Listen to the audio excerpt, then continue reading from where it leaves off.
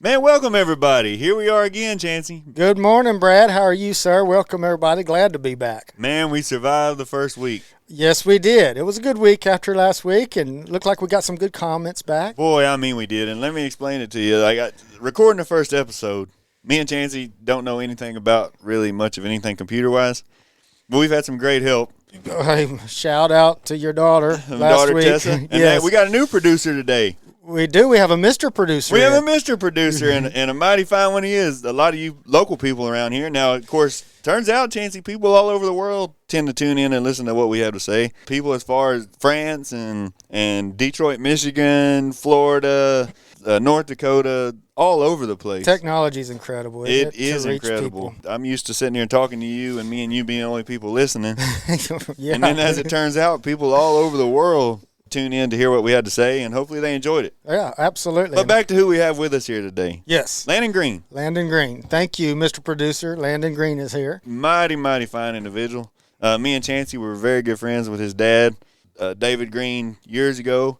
And his grandfather as well, yes. Oh, man, and his grandfather, who was game warden. He was game warden here for as long as I can remember, and then became our sheriff. Yes, and me and Chancey were growing up. He was the guy that would tell us what we were doing wrong and right. He was, and he was a very fair man and a very good man. I mean, he was very – he helped me out a lot when I was, running the woods and chasing critters and doing some things that might have been a little shady, I guess. He was a teacher. He really was. He really was. Yeah, I've got some great stories of running in him and the way he treated us, Yes, and he was also very a big part of bringing deer back to Central Texas. Yes, specifically Milam County. He really did. So, and we'll get into that here in a little bit. So we decided to change it up a little bit. Last week we introduced that we made this week talk about which deer to select. Harvest strategy. We were thinking about leading into something like that. So then we got together, we banged our heads together, and we said, well, that's kind of the end of the story is which deer, you need to take. So we decided to maybe put together a series. We don't really know how many parts this series will be just yet. No, we don't, but we figured we'd start at the beginning, list a little bit. It'll be enough episodes to get from the beginning to the end, and try to break it up into a way that makes the story make sense. And so the very first thing that we thought of starting with, believe it or not, whenever I said maybe, Chancey, we should start with the history of the white-tailed deer. Yeah, history of white-tailed deer. In Texas and the world in Central Texas. Yeah. I was like, it might be kind of boring, but that is actually a really fascinating story. It really is a great story, man, the history of white-tailed deer in North America, or the deer and then specifically white-tailed deer, and then from the beginning of just pre-Columbia, when as Native Americans, all the stuff you read when settlers first got here is just this country was exploding with game. Just game everywhere. They talked about it all the time. And then what had happened since then and then where we are today. Absolutely. Yeah. And so if you start to talk about the history of the white-tailed deer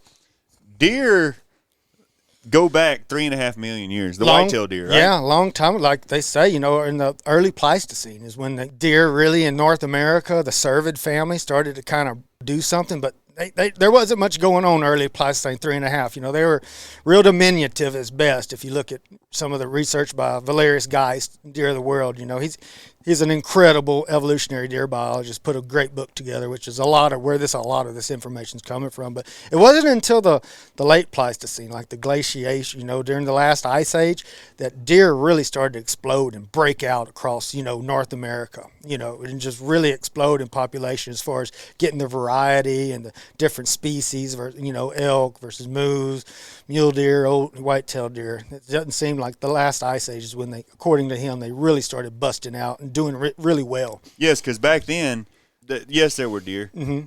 Probably had totally different adaptations, totally different looks, totally different shapes. I mean, probably looked a little similar to what our deer looks like today. But at the same token, like you take, for instance, like the evolution of the finches on the Galapagos Islands. Yeah. Where based, I don't know if you're familiar with that story. Yeah, but I have. That's where the finches over time have ran out of basically they're all competing for the same food and stuff. So their beaks have changed in shape. They've changed to utilize different resources. Yes, and so what was once one species is now tons of different ones. Yeah, there's a great book called The Beak of the Finch, I think, that kind of goes into detail about that kind of Is it stuff. really? Yeah, it's an interesting book, but it talks about all the different feeding strategies, how they kind of have tried to fit different niches, and so their beaks have shaped differently to do so. And I'm sure that white-tailed deer had Well, not necessarily just white. But deer, the cervid family. The cervid that family. same kind of concept, when they really started after the last ice age. And the ice age is really important because we'll get to it, I think, on a topic about reproductive or biology of deer and why they eat what they eat. But, it seems like, they are fertility junkies. So they're really tied to glaciation. So places that had glaciers during the last ice age, so basically all of the northern hemisphere is where most of the glaciers were. If you think about it, that's where most of the deer occur. Isn't that something if you think about it, So we believe that glaciation has a lot to do with it because glaciers made fertile soil. Chancey actually wrote a really interesting paper on this in grad school about why there's no deer in a part of Africa. Yeah, basically below sub-Saharan Africa. I mean, there are some deer in Africa up in the Atlas Mountains, the very, very north of Africa, but there's no deer below the Saharan Desert, no deer, zero. Which Africa's a huge continent and everything, so why is that? Why are there no deer in Africa? And if you consider that there's deer just about everywhere else in the world. Yeah, and some of them have been, I don't think there's any deer in Australia. There was no placentals in Australia, historically. Yeah. There was all marsupials. Deer are just a fascinating critter, so that's why I kind of looked at that study because, but when you think about it, there's lots of, no deer, other than a red deer species up in those Atlas Mountains. But then, I think there's 90 different species of bovid, like antelope, in Africa, something like that, a bunch of them. But if you think about it, there are very few glaciers in Africa. Did Africa had a lot of glaciers? And then if you just add to that, like what deer that could have populated the Nile, so you're looking at what are the closest deer that could populate Africa? Well, you're looking at the fallow deer and the red deer. And theoretically, those are both mountain adapted deer. Yeah. So are there any mountains that extend along the northern end of the Nile? There's no mountains. So maybe that's what cuts it off. Maybe so. They're mountain adapted deer, because the thing would be they love fertile soil. So there should be deer along the Nile Valley, you would think, because that's ought to be some good fertile soils, I would think. Absolutely. But, there's no mountain ranges adapted, or along the Nile. So theoretically, it's a hypothesis. I don't know. And I haven't seen anybody really addressing it. I got a lot from Dr. Geist in his book, and he kind of mentions bits and pieces. But the only two species that could have done it would be the red deer, and there are some in Atlas, but they're just not adapted to the habitat along the Nile, so they probably didn't colonize those areas. And then when you add to, competition, a white or other deer, mainly browsers, they can graze, but competition between antelope, probably just it was too geographically isolated plus competition. It could be a reason, may suggest a reason there's no deer in sub-Saharan Africa. The paper Chancey wrote on that is fantastic, and he sent it to me a while back, and it's really interesting to read what his theory is on why those deer don't exist there. For 3.5 million years ago, first deer showed in up. North America. Mm-hmm. Okay, and then and start to change from there. So there's 24, 34 million deer probably. That's what they thought when the pre-Columbia, before Columbus got here, pre-Columbian times, when it was just the Native Americans, that was estimate, now granted we couldn't go back there and do spotlight surveys or censuses. There sure wasn't any. Any spotlight. Yeah, trail camera surveys. No, there wasn't no trail cameras back then. But anyway, we guesstimated, or a lot of smart people smarter than I did, that there were 24 to 34 million white-tailed deer in North America, which is astonishing. And, early humans, whether you believe people got here 10,000 years ago or 20,000 years ago, for 20,000 years, Native Americans were utilizing white-tailed deer big time. Big time. Big time, yes, absolutely. I mean, most of the remains, I've read somewhere that the most abundant remains found in caves and Native American, early American dwellings, the other species that was most abundant found, DNA'd it, is white-tailed deer. Really? Yeah. And even with the paintings and stuff in a lot of those. Oh yeah, I mean they were tied 100% together. I mean, pre-Columbia, white-tailed deer and human beings, we used them for everything. They ate them. Not only did they eat them, but they used their hides, their bones and their antlers. They made tools and spears and knives out of, fish hooks. But imagine how hard it was to kill one. There was no guns. I mean, there was nothing to shoot a deer with. No, I mean, they were real good with bow and arrows, and then what they say, atlatls, I'm guessing, I've heard atlatls used to be very deadly, and who knows? I mean, sometimes I don't think we give those pre-Native American, like pre-Columbian people enough credit. I think they had the same brain capacity that we have. So I think they're just as every bit of intelligent as you and I are. Probably a little more, Chancey, because they couldn't Google something. They sure you couldn't. had to figure it out on your own, or you weren't going to figure it out. Yeah, or either you learned it. When your granddaddy told it to you, you remembered it because he had experience. So you paid attention. Absolutely, and being as though it was a whole lot harder to take a deer down and all, you used more of it. Oh yeah. You didn't anything go to waste. Yeah, because you weren't going to want to go do that again tomorrow. No. You chase a dead deer down all day today, or of course there was a lot of them back then, so it was a little easier to find, I guess. It's funny you say that because this is really interesting. And it reminded me, and we didn't talk about this, but when I was in Temple College, I got real interested in Cabeza de Vaca. And, his travels, he's all over Texas. And I remember he was talking about the Native Americans when they landed. He was talking about how their bow and arrows would pierce Spanish armor. It'd go right through their arrows. They were engineered that well by that point. Yeah, and they could shoot them too. But he said what was fascinating is that they were such in good shape. If you think about it too, like, biology of white-tailed deer and how coyotes can kill them, how wolves can get them in deep snow. They can run really, really, and I've even done them, I've even driven deer, but, they just run just a little ways and then look back, see if the bad guy's still coming. But Cabeza de Vaca talked about how many of those Indians, they would run those deer down. Good Lord. In his journals, anyway, he talks about they would run them without kind of like relays. Without horses. Without horses. Yeah, they came with Columbus. Yeah. The horses did. Yes, the Spaniards. Yeah. So they would run. They were, so think about this as a people. Their entertainment at night was looking at the stars, and cooking and working and Absolutely. cleaning, Yes. and you think like how a coyote can just stay on a deer, and eventually he'll get tired. They're built for speed, but not long range. People, if they adapt themselves, they can run a long ways, and as long as you're out if it was, a lot more open back then because native savanna, you could keep them in sight. I can see how they could run one down, but man, still, that's what he talks about in his journal, which is quite fascinating. That's unbelievable to think about. Yeah. And so then we get to like 1500 to 1800. So this is kind of crazy to think about, but by that time, from the 1500 to 1800, yeah. By that time, 50 to 65% of the deer population in North America had been wiped out. Yes, had been reduced. The white-tailed deer, yes. I mean, that went from 24 to 34 million estimates. Okay, so we have all these new people coming over. Yeah, immigrants. Think about what's going on. I mean, we're not ranching cattle. We don't have anything domesticated over here, really. Probably maybe pigs, maybe pigs like or something. I'm sure they had chickens, trading pigs and things like that. Yes, but and so what was going on? You got to think about in the 1800s, like the immigrants. People were coming in literally by the boatload. From all over. I mean, it was our ancestors.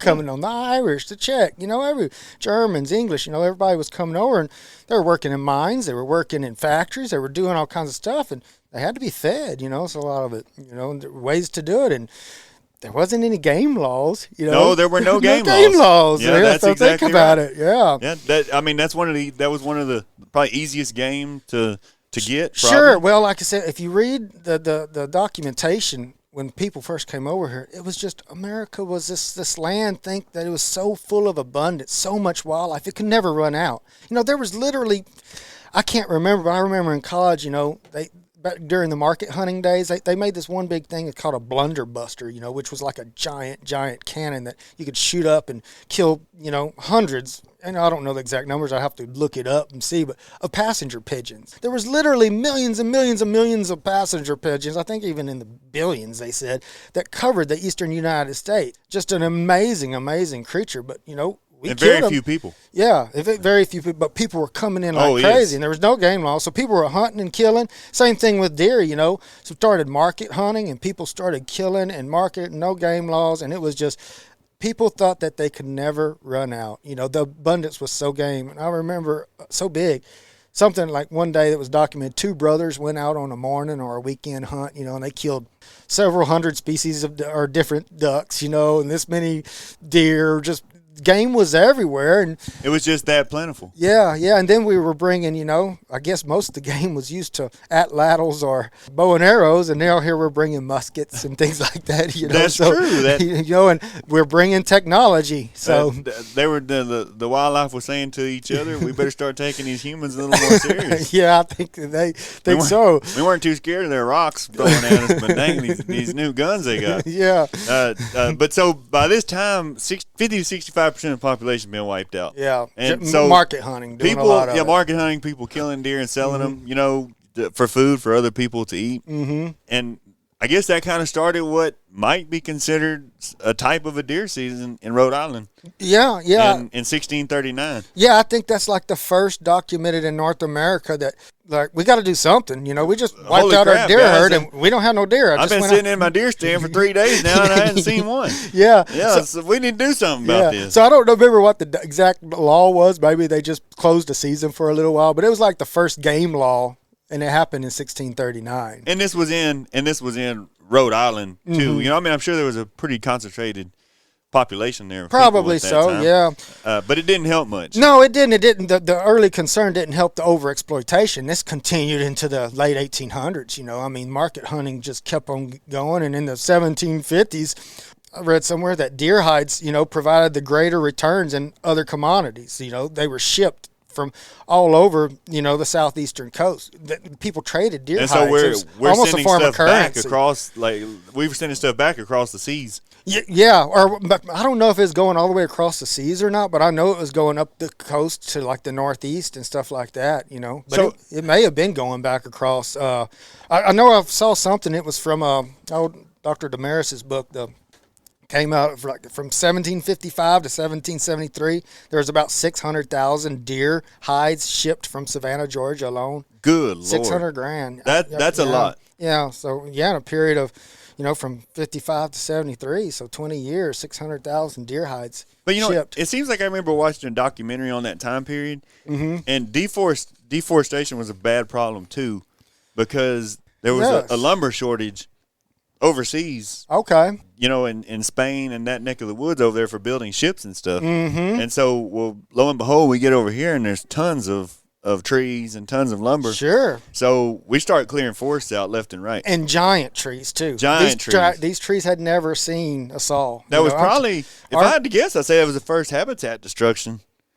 Yeah, by man. Man. On a large scale. I'm sure we'd been doing it in Europe for a long time, but North America, no doubt about it.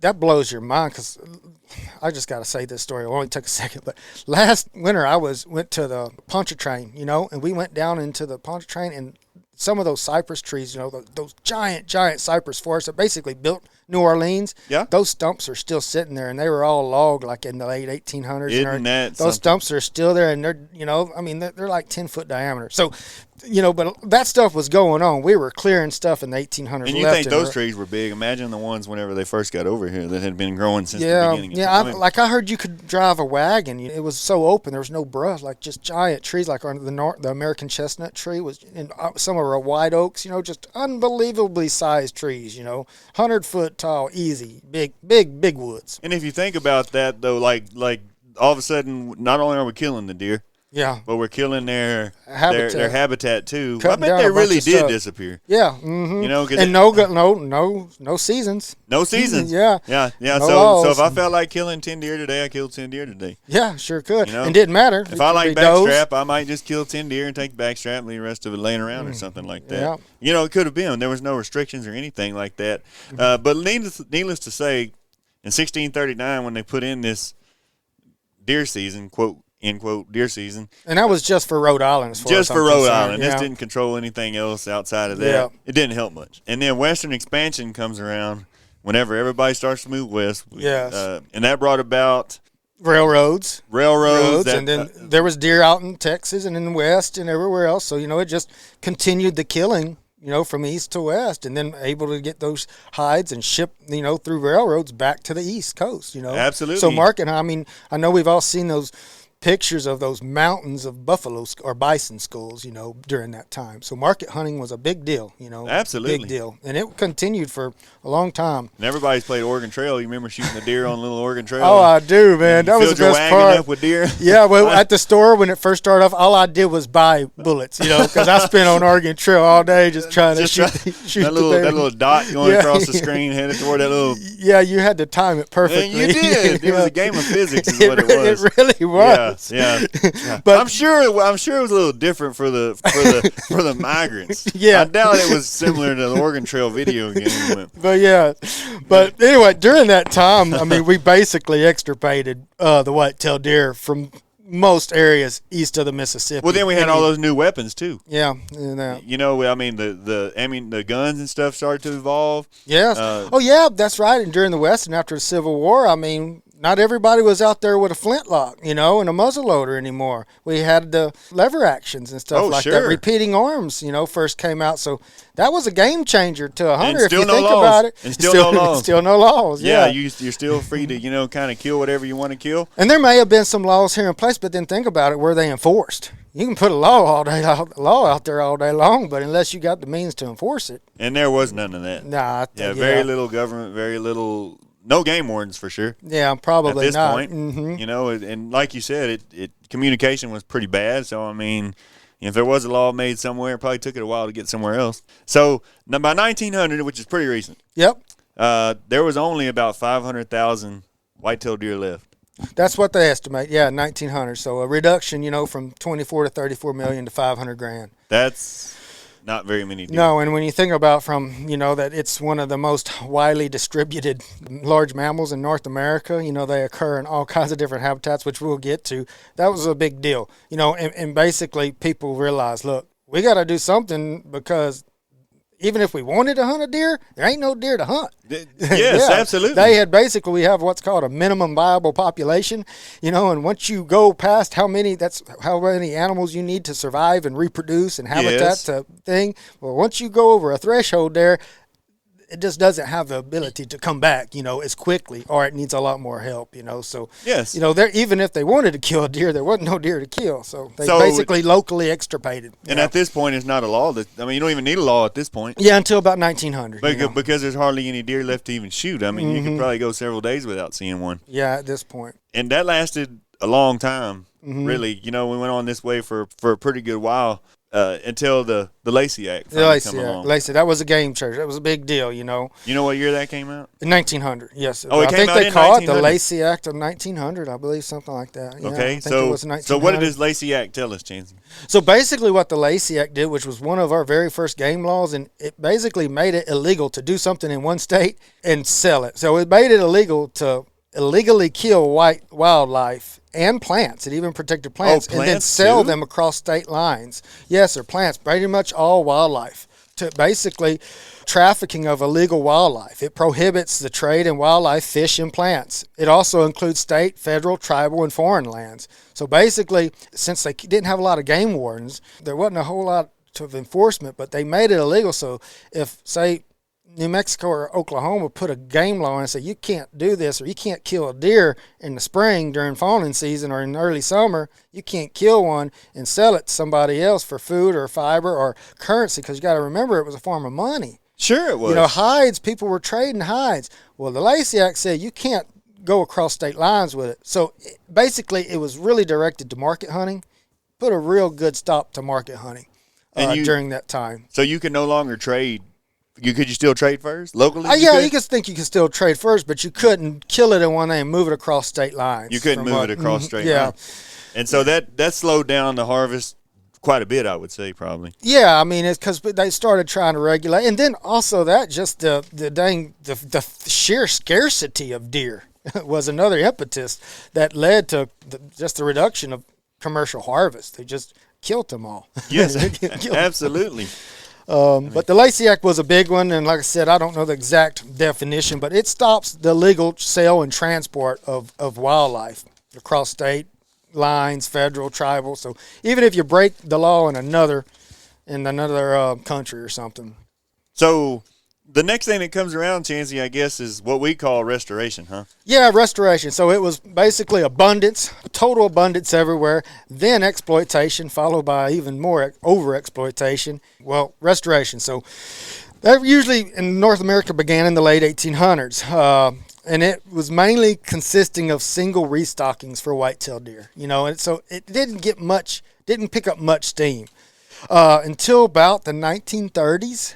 So 1930s, there's an act that Congress does, and it's called the Pittman-Robertson Act, and it was a game changer as well. It really helped restoration. Basically, what it does is the act allows funds, allows monies, organized efforts for wildlife. So it puts like an 11% excise tax on anything hunting value, so ammunition, anything like that, and those funds are then allocated to the states, and then that money goes back into wildlife restoration. And we still have that. We still have that today. You go buy bullets, you go buy a gun. A gun, ammunition, as far as I know, anything hunting-wise, anything hunting. So I think it even applies to bow and arrows. So anything hunting involved with that, 11% tax, and that's not included your federal tax and everything else. That's on top. So on top of that. That's an 11% tax that goes. And that goes back, and who manages that?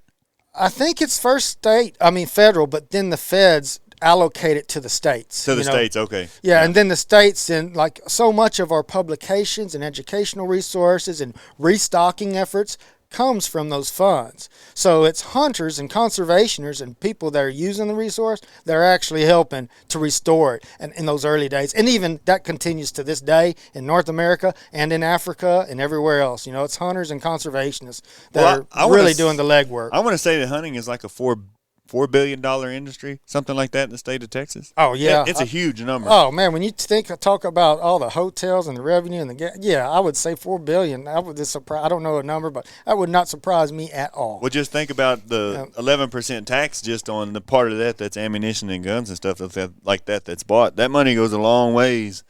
To putting back into what we're taking. Which helps us with our WMAs. It helps us with publication, education. Restoration, endangered species habitat, everything. I mean, you name it. So conservation, hunters, the sportsmen are out there, and it's a good thing. And Pittman-Robertson Act was a good thing, and it basically allocated a lot of money to help wildlife. Absolutely. And at this point, there probably still wasn't any seasons or any of that kind of stuff on.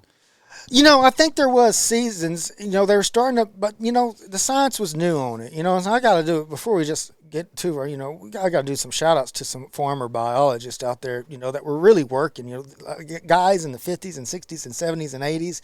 They were doing some incredible research, trying to restock, and they were learning as they go. They were great biologists, absolutely, but trying to, do new things at one time. And so much of our knowledge, so much of what we're sharing here today is coming from those early biologists out there. Absolutely. Especially in Texas. Some of our early TPWD biologists, especially in the 60s, 70s, 80s, and even 90s, a lot of them have retired in the 80s and 90s, but I remember in high school growing up reading a lot of those guys, and so they did a lot of good stuff. Don't you know those guys, like when some of their stuff was coming out of saying, hey, we need to slow down on killing wildlife, probably a lot of people frowned on that.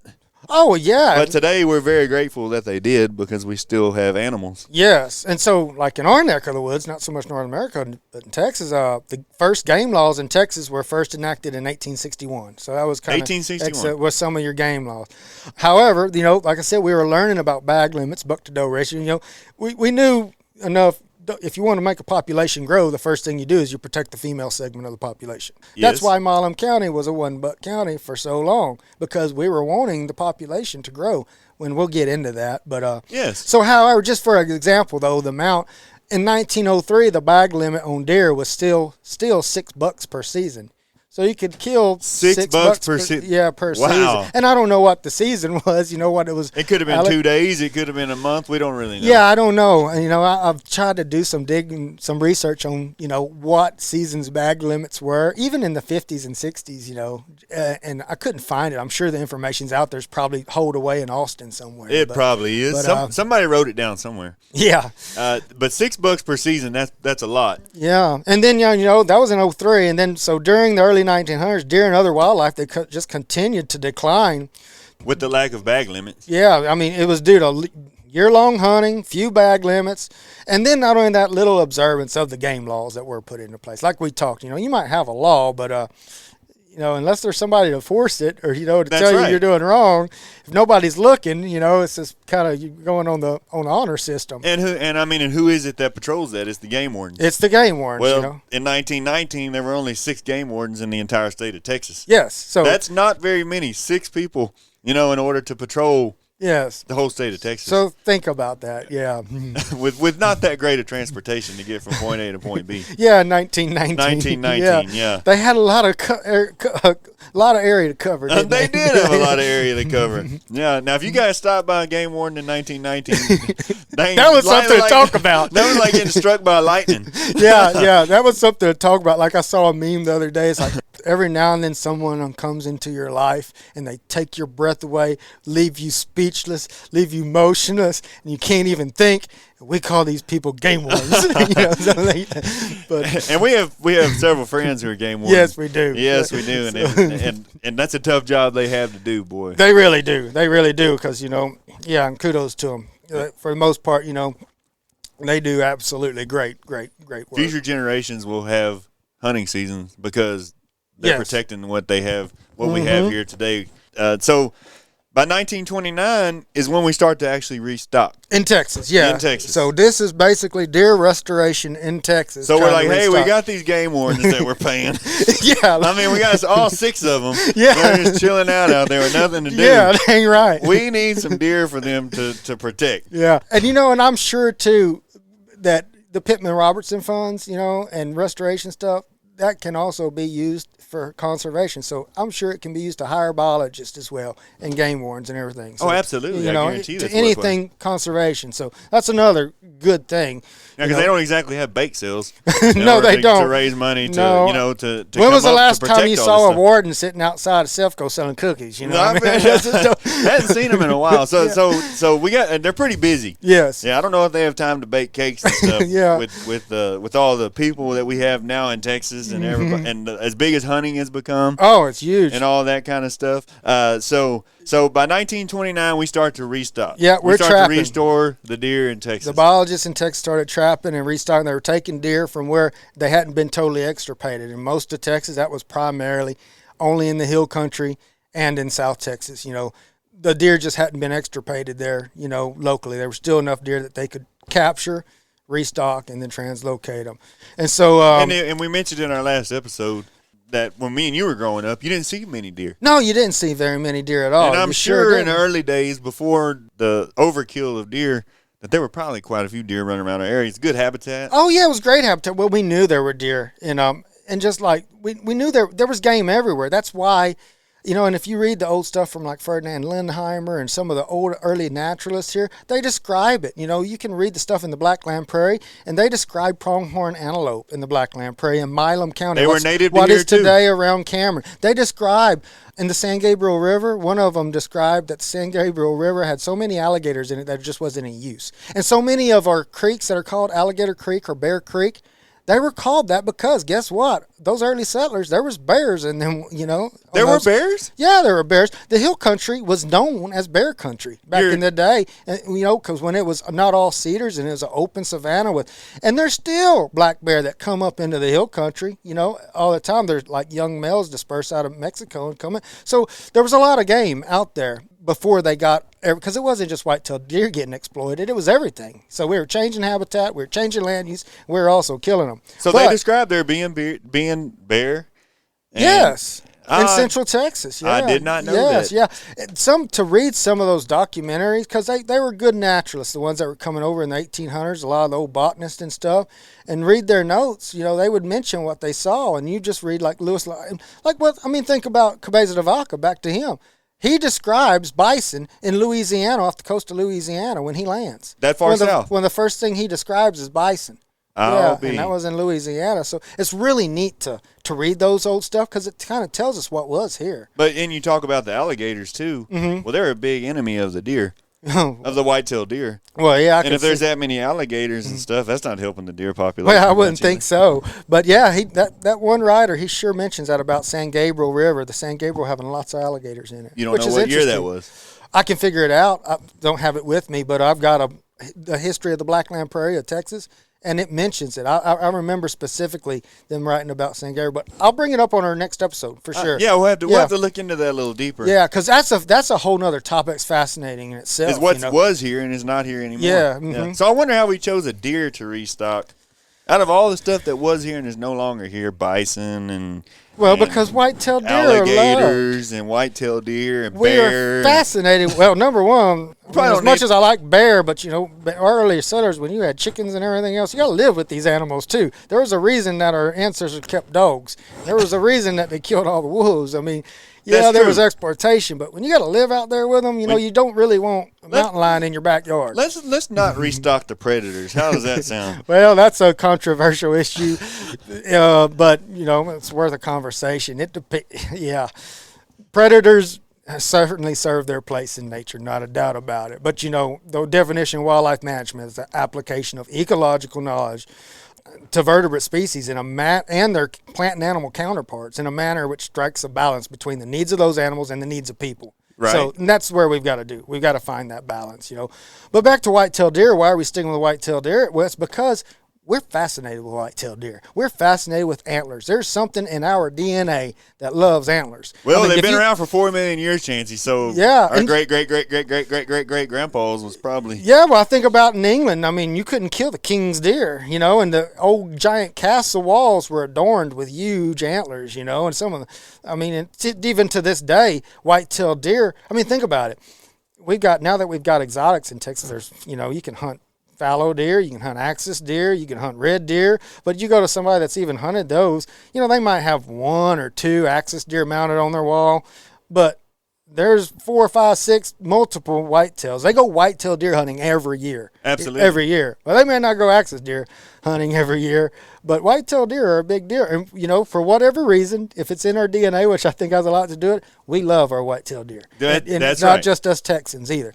Now some farmers cuss them, but for the most of us, we like them. Yeah, we like them until they go to eating our cotton and, and eating the tops out of our corn. We like them until that point. They're real cute. They run out in front of our car. Oh, yeah. Speaking of that, 2 bucks, man, just got killed in my neck of the woods just this week, talking about biology and everything, but today, this is December 11th, 12th or whatever. Well, about a month ago, the peak in rut activities, usually in November 10th, 11th. Here we are 28 days later, and bucks getting hit again. So anything that's a whole nother topic. Anyway, many post-oak Savannah counties, they received deer in varying degrees from 1936 into the 1950s. And since we're in the post-oak. And we are in the post-oak Savannah. That's what we're focusing on, because it got a lot of it, was really extirpated. And so that's where Landon's grandpa comes in. Yes, absurd. He's a game warden in Milam County. Yes, sir, he was. And he was, I don't know exactly when, but it was all during the 80s. And when we were growing up, 80s, he might have got here in the early 80s, I would say, maybe the late 70s. And that was in the heat of this restoration. Yes, and also the heat of, talking to my father-in-law and, even some old-timers at the feed store and stuff. They were happy to get them. They said there was quite a bit of outlaws running around Milam County as far as didn't really adhere to a whole lot of game laws, even in the 50s, 60s, and 70s. Yeah. Really? Yeah. I'm so glad everybody now abides by all the laws. Yeah. Yeah, but anyway. Game warden can retire now. Yeah. But so where were we trapping these deer at?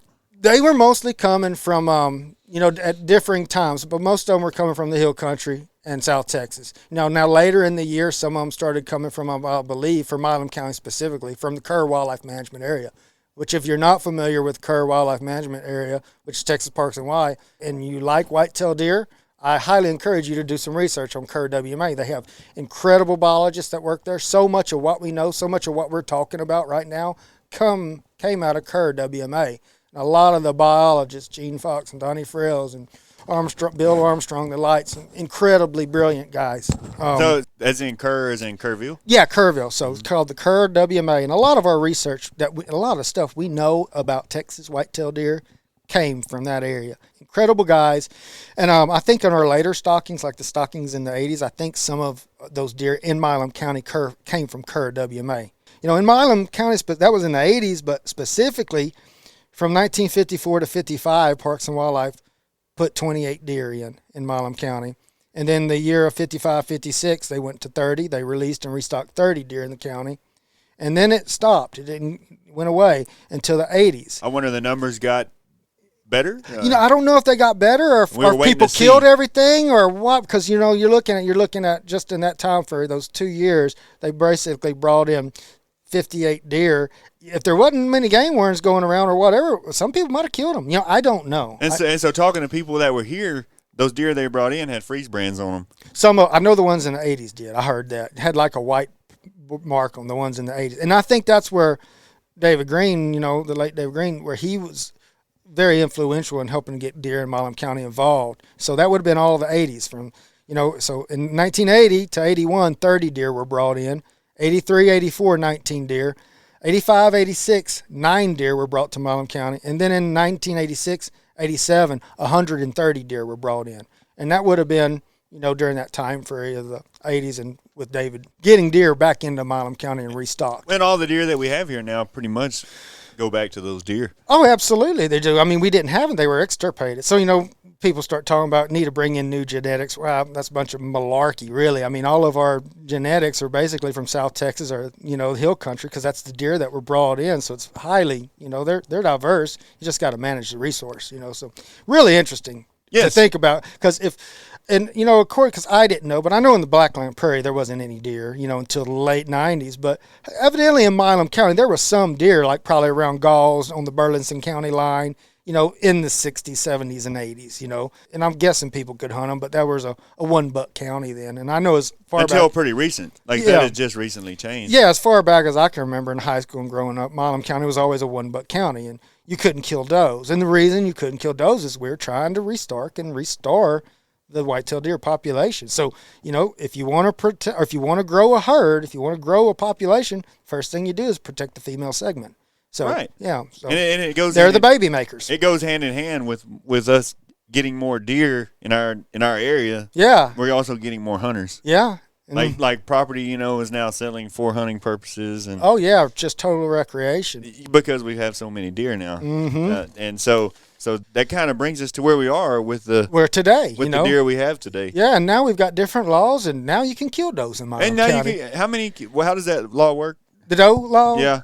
Well, it started out 2 days around Thanksgiving or something, or 4 days around Thanksgiving is how they started. Got the feel of it, see how it went, and then some, back to TPWD. I know people have differing feelings, but there's some really good white-tailed deer biologists in charge that work at TPWD, and they know what they're doing. And they decided, well, let's expand it, so they've been doing browse surveys. They've been doing spotlight surveys. They've been on the ground monitoring these deer herds and then also talking to hunters and then looking at the habitat because our biologists go out there in the winter and they do browse surveys, and looking at what's being eaten. And that'll tell you the carrying capacity of your land or a county or whatever. So a lot of the data coming in like, what? We got plenty for them to eat. We're growing. Yeah, we're growing deer. The deer population seems good. Milam County can probably sustain some doe harvest because bow hunters were able to kill it and youth were able to kill them for a while. But now, so there's a season. So now we're basically back at carrying capacity of the county. Deer are doing good. We're seeing more bucks. Everybody seeing bigger bucks in general, whether it's antler restrictions or game laws, and enforcement of laws, and also people educating. People are learning more about white-tailed deer, and so they're also managing for deer as well. And so here we are today. And we raise a number of bucks, too. Yeah, we're raising good. Like I said, people are coming to Milam County to hunt that we can deer. kill, I should have said. What's that? That we can harvest. Yeah, we can kill 2 bucks in Milam County now. Yeah, we sure can. Kill 2. So, to me, it's, look at the history and then from exploitation and over-exploitation to no deer and then to the restocking and where we are today. It's been a huge success, in my opinion. Isn't that the truth? Mm-hmm. I mean, it's actually a really interesting story. Yes, yeah, fascinating. And, like all of the post-oak savanna parts of East Texas were all restocked variously, And then since then, those animals, as long as they were protected, those because you can kill a lot of buck. And the does still get bred eventually. You can kill a lot. So, 1 buck can breed a lot of does. But if you start killing all your does, too, they're the baby makers. So they were protecting those does, and that population was growing. I read somewhere one time that whenever your deer numbers go up and you start to get too many deer, mm-hmm. It's that 1-to-1 buck-to-doe ratio, like of twins and whatnot. Mm-hmm. Starts to favor the bucks. I've read some stuff like that. And in utero, on general, as a general rule of thumb, as far as when you look at fecundity, the amount of eggs produced, amount of semen, and like in utero, the amount inside the doe's uterus. You could say it's 1-to-1, but there's some research that says it's a little bit skewed towards bucks, and I believe that. And in South Texas, I think it is like it's instead of 50% doe babies and 50% buck babies, it might be 55% bucks and 45% does, and that's in utero. So the number that hit the ground might be skewed towards bucks, but then after 1 year, it's back to does are more favored. After 6 months, does the ratios favored does. Sure. And it's because little boys get in more trouble. I mean, it really is. I know, but I think Bill Armstrong said it like that one time. It's because, they disperse. They go out further. They're more temp for a predator, but then the does make them disperse later on in life. Sure. And when they disperse, it's a dangerous time for a little buck, So, absolutely. I can see that, as carrying capacity and, like you said, environmental factor, because I know for a fact, a lot of stuff, the photo period affects a lot of deer activity, growth, regulation, hormone everything. But there are environmental factors that are just as important. Like I said, nature finds a way. I think there's cues and hormones and all kinds of stuff, that may be going in the environment that, deer, like I said, whitetail deer is the most studied species on North America probably. Lots of people, it's big business, a lot of money goes in it, a lot of research. Mississippi State does lots of research on deer. Texas does lots of research. Now Kansas, Oklahoma, the Midwest becoming big deer. So there's lots of studying. We're learning a lot about deer, but there's a bunch we still don't know. Yes. There's a lot about whitetail deer that we don't know, and that's why I find them fascinating. I think that's why hunters and that's why people go after them every year. They're fascinating. And I mean, if you consider that before the early 1900s, nobody even really cared anything about. I mean, as far as like just shooting them, and that was about it. Nobody cared much about the science of it or anything as far as that goes. So look how far we've come in such a short amount of time. Yes, really, we have. Really, I mean, 120 years. Mm-hmm. Yes, that's a lot. It's a great success story. It is a great success story. Like I said, we have a lot of those early people involved in Parks and Wildlife for Texas to thank for that. Yes, and so I guess we'll kind of conclude our first part of this series. On the history of the white-tailed deer right there. Sounds good to me. Because we'll try to pick up next time with like the habitat and stuff. Yeah, they'll talk about kind of the habitat and then why do deer eat what they eat and why do they do that, something like that. Sure. Mm-hmm. And before we go today, though, we're going to go to some listener questions. Okay. All right. We only have time for a couple. We have a lot of good questions that people were texting me. People were Facebooking different things. I guess before we... I'm sorry, I didn't mean that. Yeah. That's going to take some editing, Brad. Chancey, keep your owl quiet over there, bud. You're going to ruin the rest of the segment. Oh, well, that Bluetooth, man. It'll get you. Okay, that's going to come in here in just a little bit. Because we're going to... It'll lead you to the question, I guess. We're going to answer these questions here real quick. A few of these that we got that we can answer here pretty quick. And our first question comes from Nick Rolla. Nick's a friend of ours from high school, from Cameron here, a really good guy. And Nick said he's sitting at his deer stand, and lo and behold, guess where? Bear Creek. On Bear Creek. Hope we didn't see no bears out there, Chancey. Yeah, no bears. I don't know if the bear restoration has started out there at Bear Creek yet or not. But historically, it's probably called Bear Creek. And he did ask why it's called Bear Creek. Probably a long time ago, somebody saw a bear or thought they saw a bear, and, it's just stuck. Oh, it was like the modern day Sasquatch. Everybody sees everywhere, but nobody has seen. Yeah, no trail cameras picked up yet. No trail cameras. Well, some people claim, but anyway. Yeah. So Nick says he's sitting in his deer stand, and it's getting dark. Yeah. And all of a sudden, he hears this loud scream noise, and he wants to know if it was possibly from a big cat, like a bobcat, mountain lion kind of thing.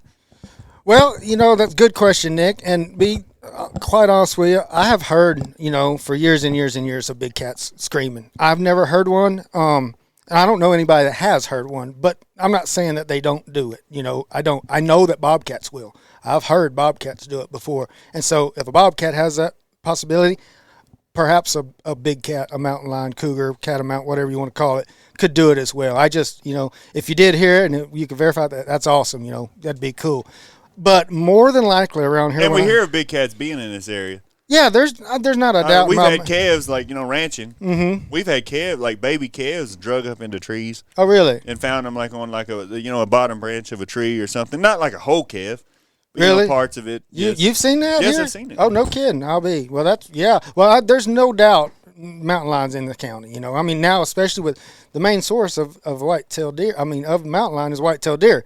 And so as, the deer populations grow, and they go up and down the creeks and the rivers, then a cat population makes sense, will follow them. Now they have large home ranges, depending on the habitat. And when I say habitat, you're talking about mountain lion habitat, which is deer habitat, basically.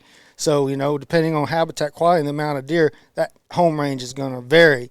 So there's probably, we're not tripping over mountain lions, by any means. Absolutely not. But they're certainly here. And so if there was one scream, I'm not saying that it couldn't be that, because there definitely are big cats here, and we got plenty of, and there's plenty of bobcats. Plenty of bobcats. Sure. Yeah. Bobcats everywhere. And they can be really loud.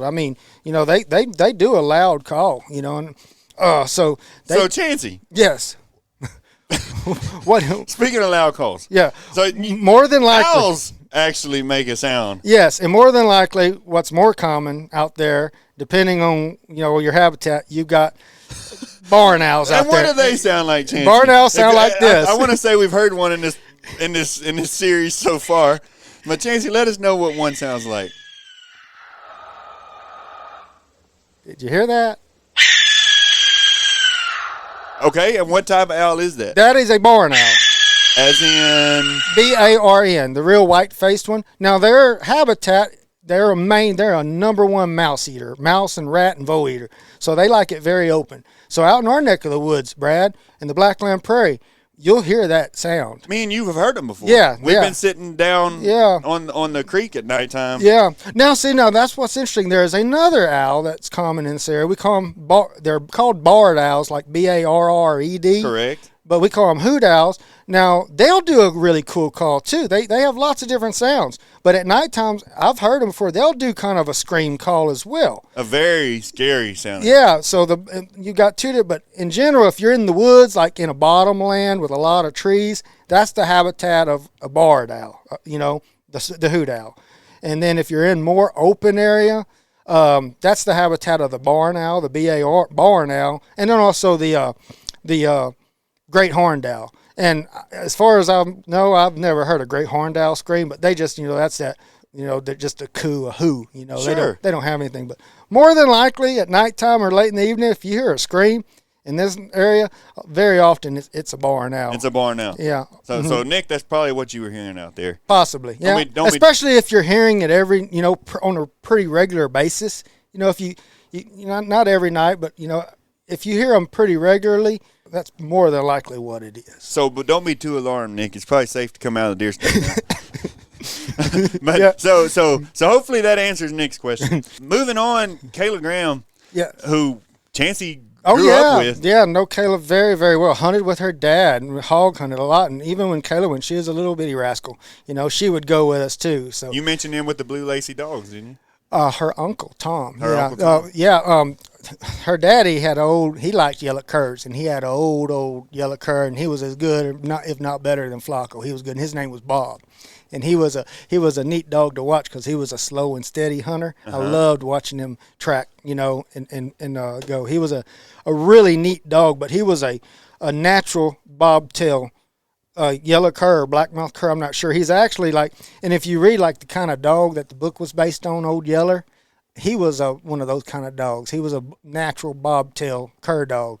And if you go to Mason, Texas right now, they have a statue of Old Yeller, and sure enough, he's a bobtail. Is that right? A bobtail dog. Yeah. I'll be. Yeah. So no, that was her dad. He had that. So we hunted a lot together. And Kayla's still hunting. Yeah, she still is. Yep, Kayla is. And she wrote this question in. She said, "I saw a doe with warts all around its mouth and eyes a couple weeks ago.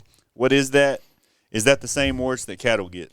So we know all warts are caused by viruses. Yes. But is it the same virus as causes cattle warts, or is it No. Deer have a really specific virus. It's called cutaneous fibromas, which are warts, and they mostly get on their faces and eyes and everything.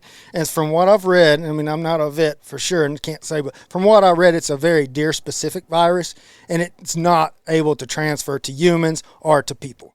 And it looks nasty as all get out, but everything suggests that it doesn't hurt the meat, at all. It doesn't hurt the deer as far as eating it. It just looks really nasty, especially if they get it really bad. I've seen it on their sides, Yes, it forms like a big mat almost. Yeah, and really it's prone for their eyes and face and cheeks, ears, and it can be really very ugly, and so people see that and kind of freak out, and I can see why, but just if you do kill one, or if they've got a few of them on there, they're safe to eat. Go ahead and clean it, but always be careful. Don't touch spinal fluid. Wear gloves. Just try to be careful. But mainly, if they do cause problems, it's secondary infection. So, like if the wart gets cut or festers or whatever, and there's infection. So if you're skinning an animal, number one, don't eat anything that looks sick. Oh, absolutely. And don't eat nothing that's got pus coming out of it. I mean, that's pretty good law of nature, right? Yes, it is. So. They're fine. They're quite common in deer. Like I said, everything I've read about it, can't transfer to cattle, can't transfer to people. And so while we're on the subject, warts are common in cattle too, in the same form or fashion. And there's a good friend of mine, Dr. Trey Richter. He's a veterinarian in Rogers, excellent vet. And we've had questions at the feed store over warts on cattle. And there is a vaccine for cattle that you can give. Of course, nobody's going to catch a deer and vaccinate it for warts, but there's a vaccine for cattle that you could give for the warts, and you give it several times. Do the warts get on their face and stuff just like that? So get this. Here's what he told me to do was to give this vaccine several times and to break one of those warts off and feed it to that cow. Really? Yes, and builds up immunity to it that way. And now his daddy was Johnny Richter? Johnny Richter. Yeah, yes. I knew his dad. Yeah, okay. Yes. So long line of vet. That's some good. Yeah. A little FYI. Yeah, we've had so many people come in the feed store, and my cows have warts. What do? They get big like that, They too. do. They get really big. Huh. Yes, they do. And it's all a virus. Yep. And so there is a vaccine that we sell at the feed store for that, and that's what he said to do, was give it the vaccine. And he's happened to be in some show cattle that we were raising for show, and so we took a little more time with it, and did what he said to do, and they disappeared. It worked really good. And so hopefully, Kayla, that answers your question. And one final question we'll get to here today before we go is from Josie Powell. Yeah, okay. From the Buckles Rogers area. Yes, sir. Josie says that she's noticed an explosion of ladybugs lately. She hasn't noticed them in years past. Are they actually ladybugs or the Asian beetle that are so invasive? Well, Josie, there's 600. What did I tell you? 600 species of ladybugs. Oh, I'm not even sure. A ton of different species of them, and so it's what they're trying to do right now. And most of them are, I think, that Asian beetle. Oh, well, everything I'm seeing here in the last month is. And you notice the difference? They've got a little more white on their head, and they bite. Yeah, and mostly they're orange, and they congregate in large stuff. And they do. They stink if you kill them or smash them. They have an odor to them. Yeah, they'll smell. I haven't actually paid attention to that, but is what they're all trying to do right now, and every autumn they do, but I think it's just a larger population of them this year, is they tried to find warm places to winter at in cracks and crevices and that type of thing.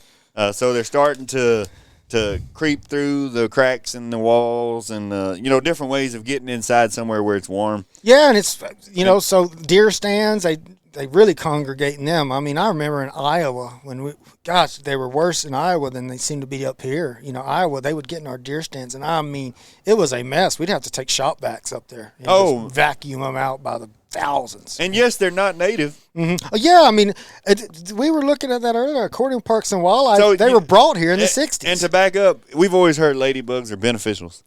Don't kill a ladybug because they kill aphids. Yes. Mm-hmm. Okay, and that is true. Yes. They kill aphids and stuff, and so I guess there was a bad aphid infestation in the 60s. Mm-hmm. And so... Yeah, in the 60s, that we introduced these Asian beetles to control the aphids.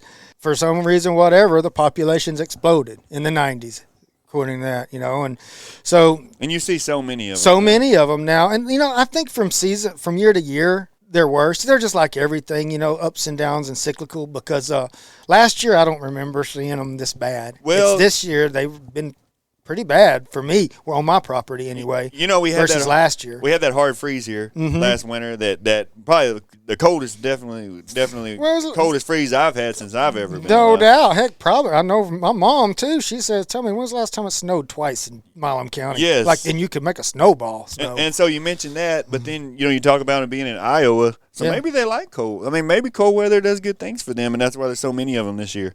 You know, that's a Because it gets question cold I in do not Iowa. know. And you Yes, said it that, and that does. was back 20 years ago. You were there. Yeah, So perhaps that has something to do with it. yeah. And, you know, like I said, you know, I think they've kind of just moved in and gotten worse over the years, too, because, you know, I remember when I see Asian beetles now, I think Iowa, because that was where I was really exposed to them and just got to hating them because I had to clean them up all the time and they stunk. But now, you know, like I said, this year on my property at least is the worst I've seen them, you know. Yes, they're this everywhere. This year. Yeah, and you'll notice in the wintertime, if you flip over different things, you'll find them like hiding underneath there for the wintertime. There will be ladybugs getting out, you know. So Chancey, I guess that kind of wraps up this episode. Hey, this is like always, Brad. It's always fun to sit here and visit with you. It has been enjoyable. Talk the shop or talk stuff. I guess next week we'll pick up with deer habitats. Yeah, I think so. That's a good place to start off. You know, go from the history and then just go to where deer occur and habitat. Maybe things you could do to improve the number of deer you have on your place. Habitat. Absolutely, certain habitat characteristics we can put out to place on our property that could help hold or attract deer. Absolutely. We'll pick up with that again next week. But once again, we thank you for listening. Absolutely enjoyed it, Bradley. Yeah, me too, bud. Hey, it's good talking to you, and I hope you all have a great week till we talk to you next time. Bye-bye. See you later.